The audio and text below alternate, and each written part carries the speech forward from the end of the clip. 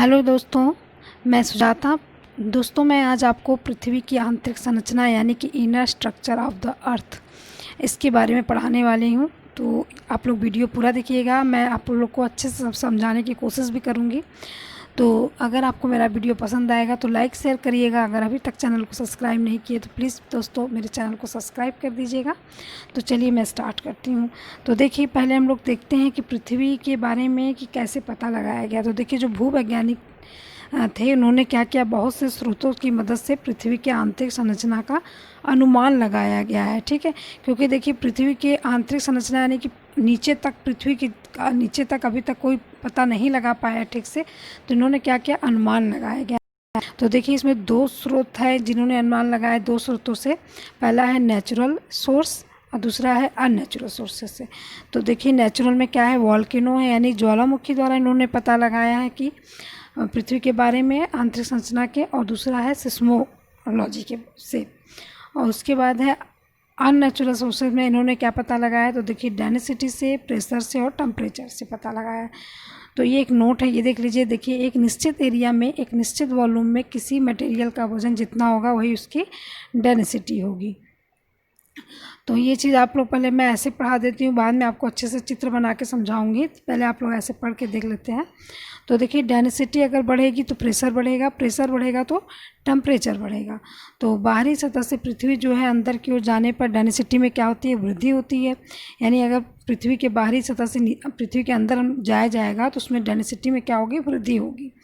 और अगर डेंसिटी बढ़ रही है तो प्रेशर भी बढ़ रहा होगा।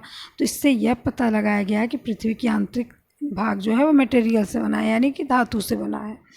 पृथ्वी की सतह से अंदर की ओर जाने पर 32, यहाँ 32 km होगा, ये गलत हो गया, 32 किलोमीटर, 32 किलोमीटर पर जाने पर क्या होता है, 1 डिग्री सेल्सियस की वृद्धि होती है। ठीक है, 1 डिग्री जो है उसमें नीचे जाने पर उसमें वृद्धि होती है।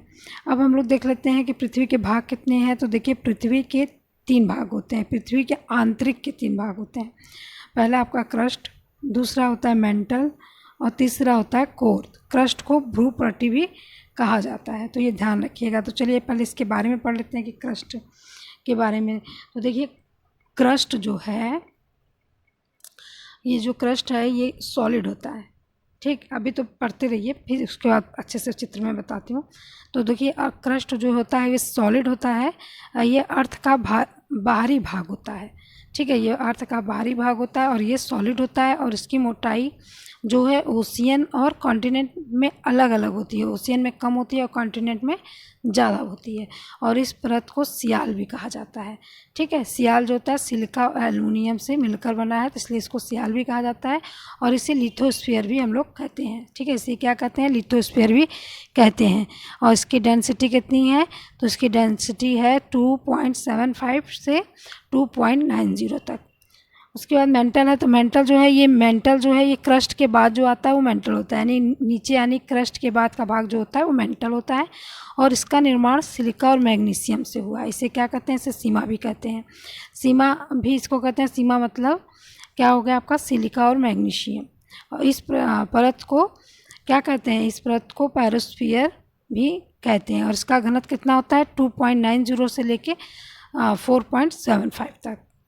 अब आता है आपका कोर। कोर के बारे में देखिए क्या है। तो कोर है मेंटल के नीचे वाला भाग जो होता है कोर कहलाता है। और इसका निर्माण मुख्य रूप से निकेल और लोहे से हुआ है, इसलिए नीफे इसको कहते हैं, नीफे इसको कहते हैं।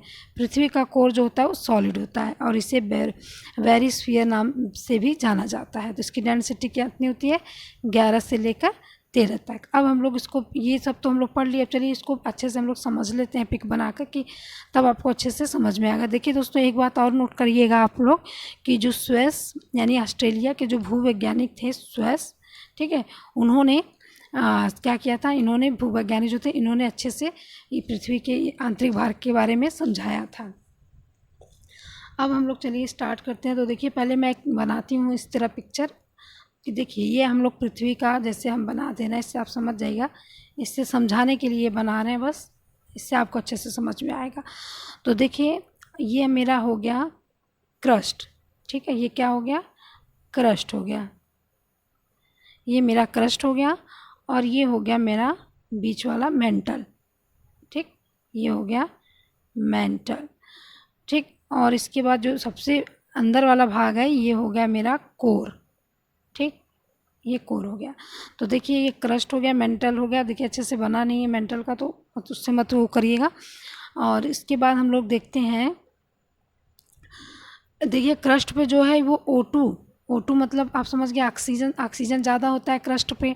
ठीक है, और 32 किमी यानी 32 किलोमीटर नीचे जाने में क्या होता है, 1 डिग्री सेल्सियस टेम्परेचर जो है बढ़ता है। उसके बाद हम लोग देखते हैं, देखिए जो दोस्तों जो क्रस्ट होता है, क्रस्ट के बाद मेंटल आता है। तो मेंटल में 2 पार्ट होते हैं। क्या होते हैं मेंटल में? 2 होते हैं, एक अपर मेंटल होता है और एक लोअर मेंटल होता है। ठीक है, एक अपर मेंटल और एक लोअर मेंटल होता है। इसी तरह कोर में भी 2 भाग होते हैं, एक होता है आउटर और एक होता है इनर। ठीक है, एक होता है आउटर और एक होता है इनर। तो दोस्तों जो क्रस्ट है ये कैसा होता है, ये सॉलिड होता है। क्रस्ट सॉलिड होता है। क्रस्ट कैसा होता है? सॉलिड होता है। और जो ये आपका मेंटल है, मेंटल क्या होता है? मेंटल प्लास्टिक कहिए या तो सेमी लिक्विड यानी जेली जैसे होता है, शैम्पू या जो टॉफ़ियाँ खाते हैं बच्चे, जो जेली टाइप का होता है, उसी टाइप का मेंटल होता है, सेमी लिक्विड। और उसके बाद हम लोग का जो कोर होता है, तो कोर में जो आउटर होता है, ठीक है, कोर में जो आउटर होता है ये आपका होता है सेमी सॉलिड या सेमी लिक्विड। अब बाकी जो इनर होता है, कोर का दूसरा पार्ट इनर आपका जो होता है वो सॉलिड होता है। ठीक है, इनर क्या होता है? सॉलिड होता है। तो ये आपको अच्छे से समझ में आ गया होगा। पहले क्रस्ट होता है, ठीक है, उसके बाद आपका होता है क्रस्ट के बाद मेंटल में अपर लोअर, फिर उसके बाद कोर में आउटर इनर भी होते हैं। और उसके बाद हम लोग और देखते हैं आगे अच्छे से। तो देखिए दोस्तों जो इसमें जो होता है, ये क्या नाम है आपका, क्रस्ट जो है वो 2 चीज़ से मिलकर बना होता है, जिसको क्या बोलते हैं? सियाल। ठीक है, SL और AL, इसको क्या बोलते हैं? सियाल बोलते हैं। तो ये आपका हो गया सियाल। तो सियाल किससे मिलकर बनता है? तो इसमें हो गया आपका किससे बनता है? ये हो गया सिलिका और एल्युमिनियम। इसको इसलिए हम लोग इस बोलते हैं, सियाल भी बोलते हैं। और उसके बाद आपका आ गया मेंटल को क्या बोला जाता है? तो मेंटल को सीमा बोला जाता है। यानी कि सीमा का मतलब क्या हो गया? सिलिका और मैग्नीशियम। उसके बाद आ गया आपका कोर को बोला जाता है निफे। क्या बोला जाता है? निफे का मतलब क्या हो गया? निखिल और बताइए क्या हो गया? आयरन। तो ये आपका तीनों समझ में आ गया अच्छे से। अब उसके बाद देखिए इसका भी एक ऐसे भी पिक बन सकता है। ठीक, ऊपर आपका हो गया क्रस्ट, ये हो गया मेंटल और ये हो गया कोर। ठीक, ये आपका हो गया SL + AL और ये हो गया सीमा SIMA और हो गया NIFE। ठीक है, ये आपका हो गया इसका, उससे आपको पता समझ में अच्छे से आ गया। देखिए लिथोस्फीयर जो है दोस्तों, लिथोस्फीयर जो है वो किससे मिलकर बना है? लिथोस्फीयर किससे मिलकर बना है, या बताइए आप लोग भी। तो लिथोस्फीयर जो है वो आपका क्रस्ट से और एस्थोनिस्फीयर से मिलकर बना है। एस्थोनिस्फीयर जिसको बोलते हैं अपर मेंटल। ठीक है, जिसको क्या बोलते हैं? Upper mantle. इससे मिलकर लिथोस्फीयर बना है। ठीक, अब हम लोग अर्थ की डेंसिटी के बारे में भी अच्छे से समझ लेते हैं। ठीक है, हम लोग अच्छे से समझ लेते हैं अर्थ के डेंसिटी के बारे में कि डेंसिटी। तो देखिए अर्थ की डेंसिटी यानी जब हम एवरेज की बात करते हैं, यानी कि अर्थ की डेंसिटी यानी अर्थ के एवरेज की, तो वो कितना है? वो 5.5 समथिंग है। ठीक है, 5.5 समथिंग है। तो जैसे देखिए जैसे जैसे कोर मेंटल की हम लोग बात करेंगे तो डेंसिटी वेरिएट करने लगेगा। ठीक है, कोर और मेंटल की अगर हम लोग बात करें तो डेंसिटी उसका क्या करता है? वेरिएट कर देता है। तो डिफरेंट साइंटिस्ट ने बताया है, तो उनके बारे में अच्छे से बताते हैं। डिफरेंट साइंटिस्ट ने क्या बताया? तो देखिए उन्होंने बताया है कि क्रस्ट, देखिए ये भी इसमें भी वही 3 पिक बना दे रहे हैं। तो देखिए ये आपका क्रस्ट था, ये मेंटल था और ये कोर था।